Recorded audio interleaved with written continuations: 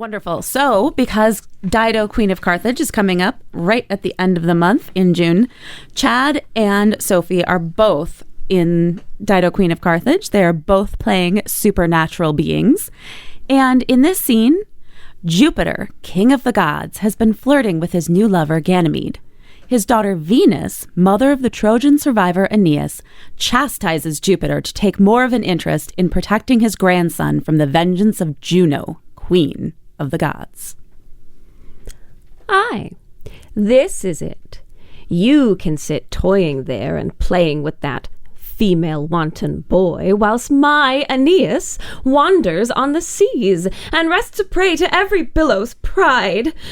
Juno, false Juno, in her chariot's pomp, made Hebe to direct her airy wheels into the windy country of the clouds, where, finding Aeolus entrenched with storms and guarded with 1,000 grisly ghosts, she did humbly beseech him for our bane, and charged him drown my son with all his train. Then 'gan the winds break up their brazen doors, and all Aeolia to be up in arms. Poor Troy must now be sacked upon the sea, and Neptune's waves be envious men of war. And Aeolus, like Agamemnon, sounds the surges, his fierce soldiers to the spoil. What shall I do to save thee, my sweet boy? False Jupiter, reward'st thou virtue so? What, is not piety exempt from woe? Then die, Aeneas, in thine innocence, since that religion hath no recompense. Content thee, Cytherea, in thy care, since thy Aeneas' wandering fate is firm. But first in blood must his good fortune bud, before he be the lord of Turnus' town, or force her smile that hitherto hath frowned. 3 winters shall he with the Rutiles war, and in the end subdue them with his sword.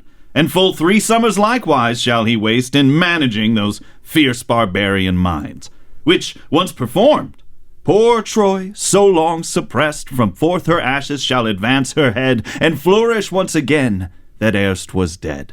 Thus, in stout Hector's race 300 years the Roman scepter royal shall remain, till that a princess priest, conceived by Mars, shall yield to dignity a double birth, who will eternize Troy and their attempts.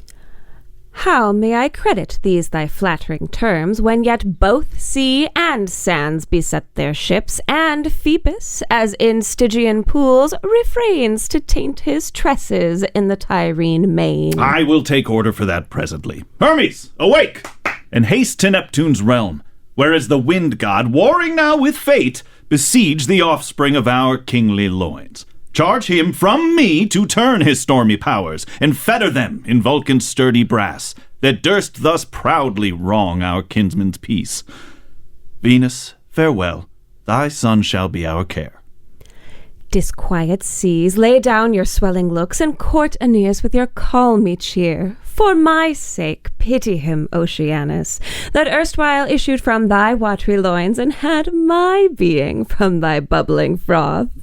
Triton, I know, hath filled his trump with Troy, and therefore will take pity on his toil, and call both Thetis and Medea to succor him in this extremity.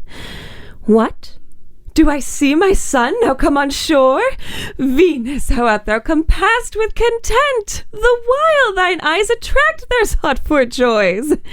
Great Jupiter, still honoured mayst thou be, for this so friendly aid in time of need.